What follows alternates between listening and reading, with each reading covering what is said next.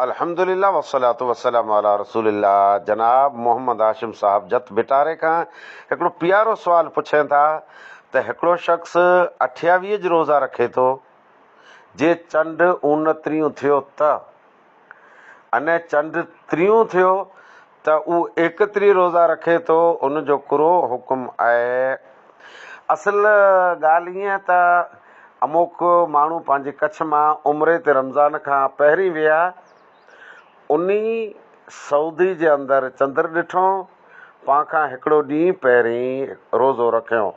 हाणे उहो वापसि पंहिंजे मुल्क में अचे रमज़ान जे दरमियान, अने चंड 30 थिए, रोज़ा 30 जे थी वञे त उन लाइ करे था हिकिड़ो रोज़ो हिते वधारे जरियो 31 थी वेंदो, कारण के हिकिड़ो उते रखे अने हिते जरा मुल्क में आयो त पाण वटि हिकिड़ो ॾींहुं लेट पाण रखियो, इन हिसाब सां 30 रोज़े ते उन जा 31 थींदा। 28 जो मुंदो ई थिए थो, पंहिंजे मुल्क मां रमज़ान जो रोज़ो रखी न वियो कच्छ मां सऊदी में, उते हिकिड़ो ॾींहुं पहिरीं रोज़ो हो जरा उन जो सऊदी वारनि जो 29 त पंहिंजो 28 रोज़ो थियो। ई जेको कच्छ मां रोज़ो रखी वियो या चंद्र ॾिठे उते 29 ते जे ईद थिए त इन जा 28 थींदा। हाणे जे इन जा 28 थिया, दुनिया में 29 रोज़ा हलिया उन वरे त ई हिकिड़ो रोज़ो ईद खां पुठियां रखी गिने।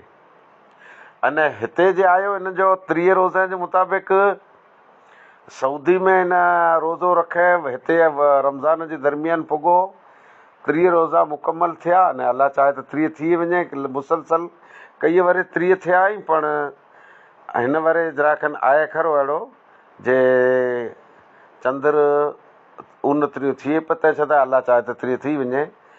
30 थिया, अच्छा 30 न पोइ बल्कि 29 थिए त उन जा 30 थी वेंदा।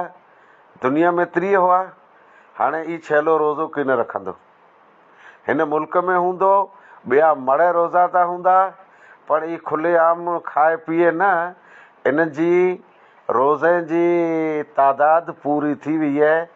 जे 30 थिए दुनिया में त ई 31 न रखे, अने दुनिया में जे 29 थिए त ई 30 रोज़ो न रखे। आखिर दवाना अल्हम्दुलिल्लाह रब्बिल आलमीन। अच्छा लगा हो तो वीडियो को लाइक करिएगा और चैनल को सब्सक्राइब करिएगा।